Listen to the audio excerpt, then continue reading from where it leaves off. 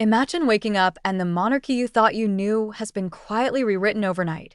Titles vanish, family lines are redrawn, and palace whispers turn into headline chaos. Stick around.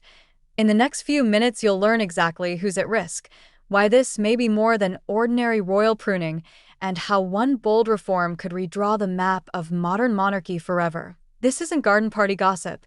It's a possible reboot of how the crown will define itself in the 21st century.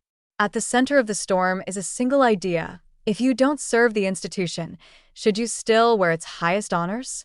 Insiders say a legal tool exists to do exactly that, to quietly strip the most prestigious styles from relatives who live outside royal duties, and it's reportedly being discussed for the very first weeks of a new reign. The aim, supporters say, is simple: a leaner, more accountable monarchy. The effect, critics warn, would be brutal and deeply personal. Let's unpack who's on the chopping block and why this feels like an upheaval rather than a tidy administrative cleanup. First, there's Prince Andrew. Once one of the most senior dukes, now the figure whose scandals have shadowed the family for years. He has already signaled he'll give up certain titles. A formal move to strip him of the Dukedom of York would only codify what many see as inevitable. For Andrew, this would be a symbolic downgrading, still a prince by birth, but not carrying the ducal identity that once defined his public life. Then there's Prince Harry, the son who stepped away from frontline duties and moved to California with his wife.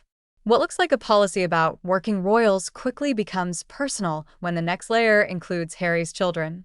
Two young members of the family, raised thousands of miles from Westminster pageantry, could one day find their princely and princess titles removed. Imagine the headlines and the family tension. Are titles rewards for service, or rights you inherit at birth?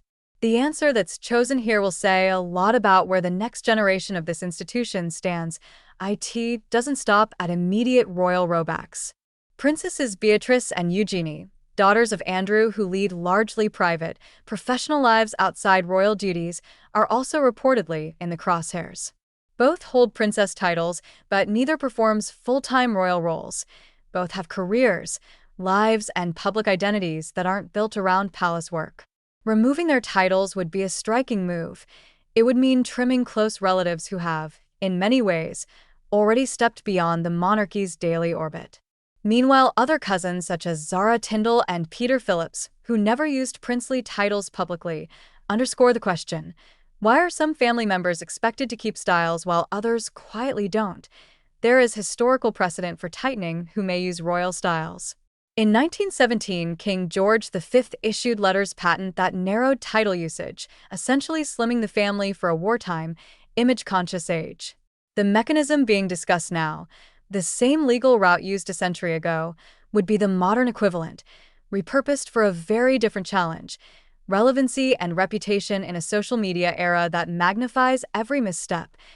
What's really at stake? On one hand, supporters argue a smaller, service-focused royal family is pragmatic. It keeps public costs and obligations manageable, concentrates ceremonial duties on a stable core, and presents a clearer brand to a public that expects institutions to justify themselves. On the other hand, this approach slices into intimate family dynamics. It could read as punitive, a penalty not only for past scandals but for distance, choices, even geography. For those who've already tried to live outside the royal lattice, being officially demoted would likely sting, privately and publicly. Beyond family fallout, the political and PR consequences are huge. Parliamentary approval would be required for any formal changes using letters patent, which means the conversation spills straight into public debate and elected politics. Media outlets will parse motives. Is this a necessary modernization or an act of familial exclusion? Public opinion will decide whether the crown looks decisive and modern or cold and fractious. And what about the human stories? Think beyond titles and toward identity. For children who may grow up identified with royalhood one day only to be told otherwise, the psychological and cultural narratives are complex. For cousins who have quietly built independent lives, a sudden title removal could feel like a public rebuke for choices that had nothing to do with performance or loyalty. We're watching a defining moment.